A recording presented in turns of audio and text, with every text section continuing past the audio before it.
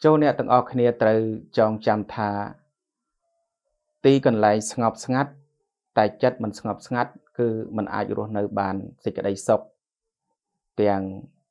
phơi cái tiền phơi chất bàn tề bà nè trong rồi nơiประกอบដោយសេចក្តីសុខស្ងប់លុះត្រានៅចិត្តរបស់អ្នកមានសភាពស្ងប់រងាប់ដោយពុំសម្បូរទៅដោយទោសៈមោហៈលោភៈជាពិសេសទៀតនោះអ្នកត្រូវជំរះបងនៅភាពសង្ស័យនៅក្នុងសន្តានចិត្តរបស់អ្នកចោលឲ្យបានច្រើនហើយតាំងសេចក្តីប្រាថ្នាតិចនៅក្នុងភាពលោភលន់បើសិនជាអ្នកយកចិត្តទុកដាក់រស់នៅក្នុងជីវិតបច្ចុប្បន្ននេះពាក់ព័ន្ធតែជាមួយសេចក្តីលោភលន់ប្រាថ្នាចង់បានចង់មានហួសហេតុនោះចិត្តរបស់អ្នកមិនបានទទួលនៅភាពសុខស្ងប់បាននោះទេបើសិនជាអ្នកចង់បានចិត្តរស់នៅពោពេញទៅដោយភាពស្រស់ស្រាយស្ងប់ស្ងាត់ហើយរស់នៅបានទទួលនៅភាពសុខកាយសប្បាយចិត្តមិនសូវសម្បូរទៅដោយទុក្ខកង្វល់នោះលុះត្រាអ្នកចេះគ្រប់គ្រាន់រាល់រឿងទាំងឡាយដែលអ្នកទទួលជួបជាប្រចាំបើសិនជាការគិតរបស់អ្នកពីមួយថ្ងៃទៅមួយថ្ងៃគិតតែអំពីការចង់ឈ្នះមិនចង់ចាញ់អ្នកណានោះអ្នកមិនអាចទទួលយករឿងល្អរឿងថ្មីនៅក្នុងជីវិតរបស់អ្នកបានទេហើយផ្ទុយទៅវិញធ្វើឲ្យអ្នកទទួលរងទុក្ខវេទនាកាន់តែខ្លាំងទៅដោយសារតែចិត្តរបស់អ្នកនឹងប្រាថ្នាចង់ឈ្នះអ្នកដទៃចង់មានចង់បានជាងអ្នកដទៃខ្លាំងពេកបើសិនជាអ្នកចង់ឲ្យជីវិតផ្លូវចិត្តរបស់យើងរស់នៅដោយភាពសុខស្ងប់នោះអ្នកមិនត្រូវប្រាថ្នាស្វែងរកទីតាំងដែលស្ងប់ស្ងាត់ដែលមានផាសុខភាពមានបរិយាកាសល្អពេកនោះទេបើសិនជាអ្នកយល់ដឹងអំពីការប្រើចិត្តរស់នៅក្នុងភាពឲ្យសុខស្ងប់នោះយ៉ាងពិតប្រាកដនោះទោះតែអ្នករស់នៅ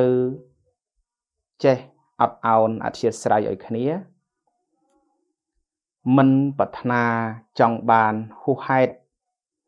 មិនមានការជាប់ជំពាក់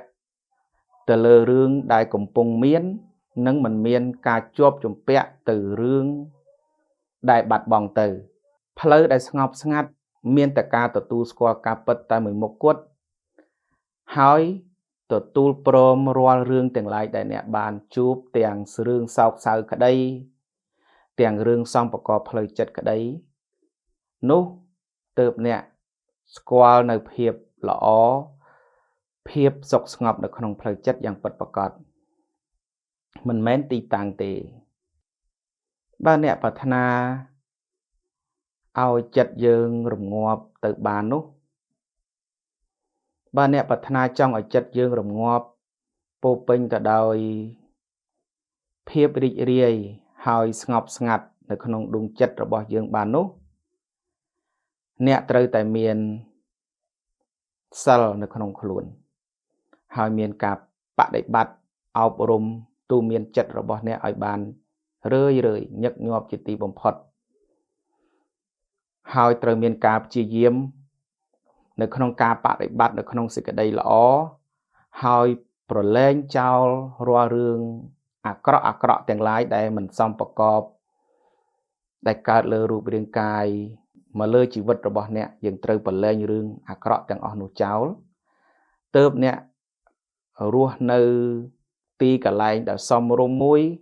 ក៏អ្នកអាចសុខស្ងប់បានរស់នៅក្នុងព្រៃភ្នំក៏អ្នកអាចសុខស្ងប់បានដោយពុំមានបញ្ហាអ្វីនោះទេប៉ុន្តែបើសិនជាចិត្តរបស់អ្នកច្បោកច្បល់ហើយអ្នក ទោះបីអ្នកទៅរស់នៅក្នុងព្រៃភ្នំក្រោមថ្មជ្រោះជ្រងចលងដងអូយ៉ាងជ្រៅយ៉ាងណាក៏ដោយតែចិត្តរបស់អ្នកច្បោកច្បល់នោះគឺគ្មានថ្ងៃស្ងប់ស្ងាត់បានទេហើយក៏គ្មានថ្ងៃទទួលបាននូវភាពសុខសាន្តនៅក្នុងផ្លូវចិត្តបានទេអ្នកមោពុទ្ធាយៈ